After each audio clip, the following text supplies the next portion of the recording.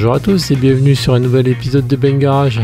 Donc aujourd'hui c'est préparation pour le contrôle technique. Donc on finit les dernières petites choses qui nous restent. Donc là il nous restait l'indicateur de jauge à huile électronique. Donc voilà, rien de très compliqué, il faut juste enlever la connectique, il faut juste appuyer sur la barre en ferraille, ça fait sortir la connectique. Voici la jauge, comment elle est disposée et la grandeur. Donc on se sert d'une douille longue pour pouvoir l'enlever, 19 je crois si mes souvenirs sont bons. Et voilà, comme vous le voyez sur la vidéo, rien de très compliqué, il suffit juste de défaire avec un cliquet. On remet les clés dans le véhicule et l'envoyer, voilà ok, donc tout est bon. Allez, un souci de moins, c'est réglé. On a même le niveau, c'est impeccable. Donc maintenant ça va être préparation pour le contrôle technique. Parce que vu que j'ai résolu tous les petits problèmes. Donc voilà, donc surtout pour grincer les ceintures, celles qui ne rentrent pas, pour ne mettez surtout pas de WD-40, voilà. Faites avec un silicone neutre, voilà. Ça laisse pas de matière graisseuse sur tout ce qui touche.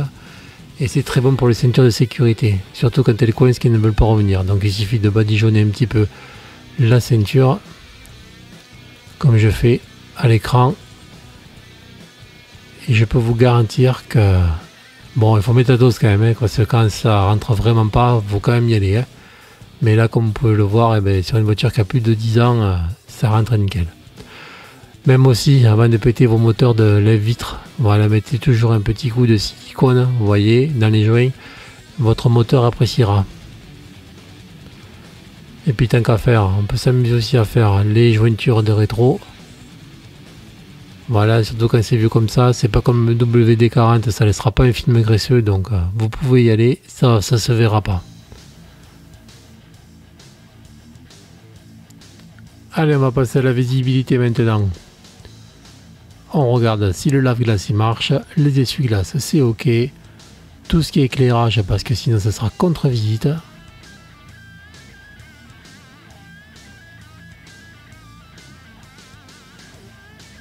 Voilà, pensez aussi à vérifier la hauteur de vos feux. Si c'est pas bon, eh bien, servez-vous d'un mur en face et puis réglez tout ça. Parce que le contrôleur ne vous fera surtout pas de cadeau là-dessus. Donc petite astuce, vous voyez, pour tester vos freins, la pédale de frein. Le frein à main aussi, pensez à le tester aussi. Moi j'aurais remonté jusqu'à 4, donc je pense que c'est bon.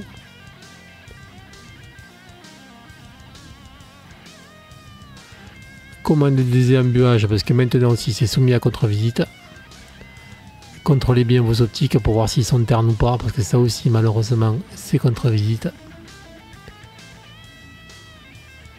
Les pneus aussi il faut regarder, donc là vous voyez, on voit que mes pneus ils sont bouffés sur l'extérieur, donc je vais gagner un parallélisme pour le prochain changement de pneus, mais bon là ils sont encore bons.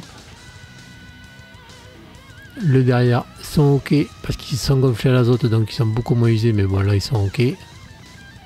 Donc on fait un tour de l'aspect général du véhicule pour voir s'il n'y a pas de partie saillante. Sinon c'est refus direct du contrôleur. Voilà, petite boutade, voilà ce qui m'est arrivé. Voilà, ça c'est un injecteur qui est sorti de son puits. Hein. Vous voyez les dégâts que ça fait? Heureusement que j'avais pas la tête au-dessus. Hein.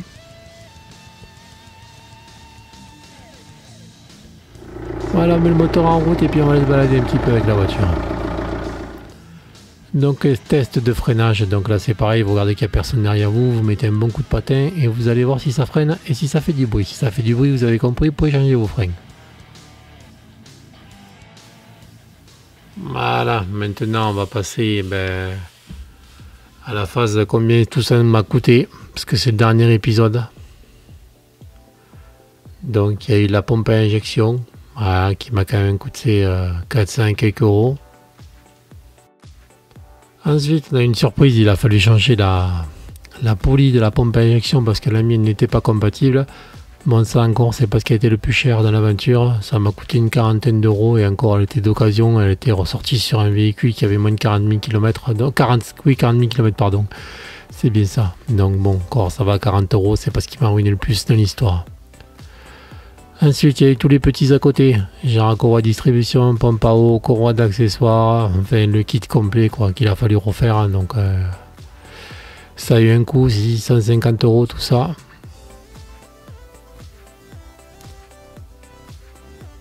et tout l'outillage aussi qu'il y a eu avec.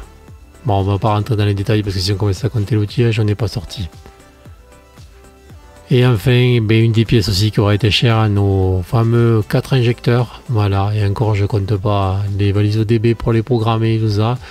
Vu que ça va être du matériel qui va être réutilisé, donc automatiquement c'est pas une perte. Donc voilà, si je compte que ces pièces là importantes, il y a eu un total pour un tout pour 1390 €. Est-ce que ça valait le coup la voiture à 200 000? Je vais dire que oui. J'ai quand même vécu une très grande expérience de mécanique. Je ne suis pas mécano. Je me suis tapé une courroie de distribution, j'ai levé un moteur et j'ai appris à connaître plein de gens. J'ai plein de gens qui m'ont soutenu. Je me suis fait des amis. Enfin, ça a été une très belle expérience. Voilà.